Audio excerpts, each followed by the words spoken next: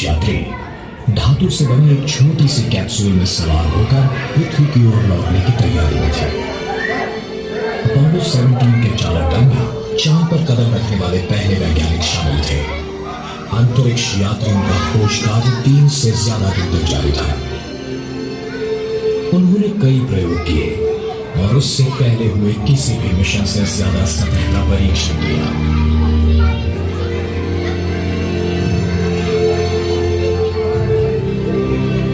इसी के साथ अपोलो प्रोग्राम संपन्न हुआ और साथ ही करीब 5 लाख पुरुष और महिलाओं का 10 सालों का काम भी। अमेरिका और रूस के मुकाबले में, जिसे स्पेस रेस के नाम से जाना जाता है, मानवता ने यह साबित कर दिया कि हम चांद पर चल सकते हैं।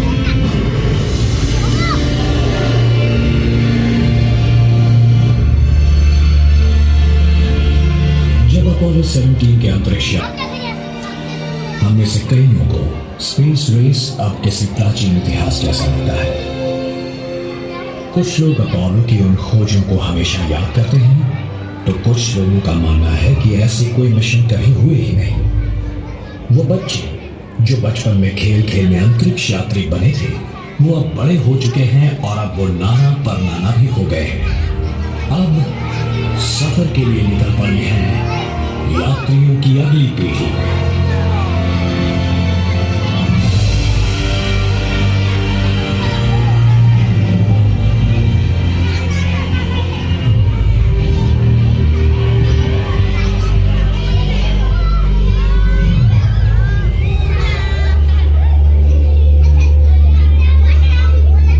मनुष्य का साहसी भ्रमण लेने से पहले हमने हमारे सामने खड़ी होने वाली संभावित चुनौतियों को समझने के लिए हमारे रोबोटिक एक्सप्लोरर वहां भेजे।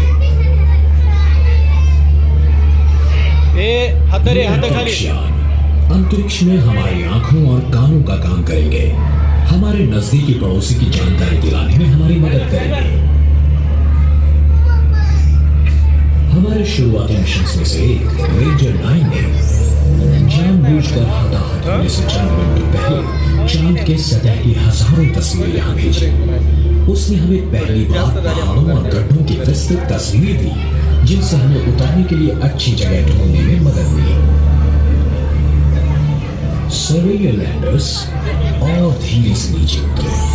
रेंजर्स का तो एक ही काम था, तस्वीरें खींचना, पर सर्वेयर्स में रोबोटिक भावड़े तथा अन्य उपकरण थे।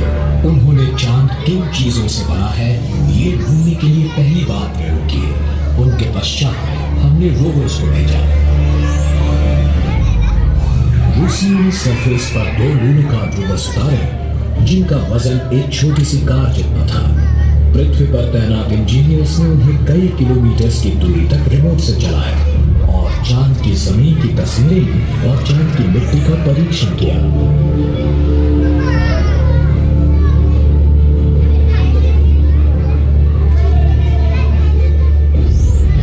वैज्ञानिक आज भी उन ऐतिहासिक मिशन में पाई गई जानकारी और नमूनों का अभ्यास कर रहे हैं, पर शुरुआत में आए मेहमानों ने हमें सिर्फ उन विभागों के बारे में बताया जिन पर वो उतरे थे। और स्पष्ट चित्र पाने के लिए हमें चांद को उसकी कक्षा से देखने की जरूरत है।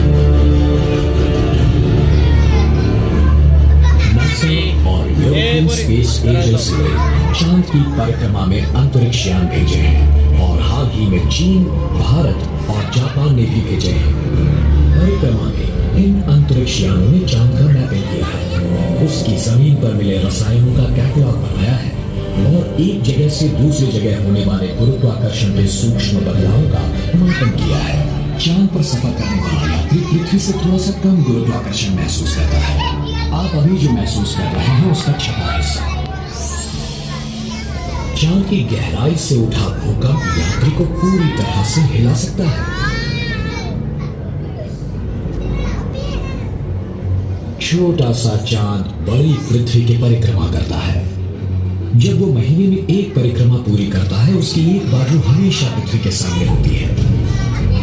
इसका मतलब है चांद की कई सारी जगहों पर 2 हफ्तों तक दिन की रोशनी होती है और 2 हफ्तों की रात होती है।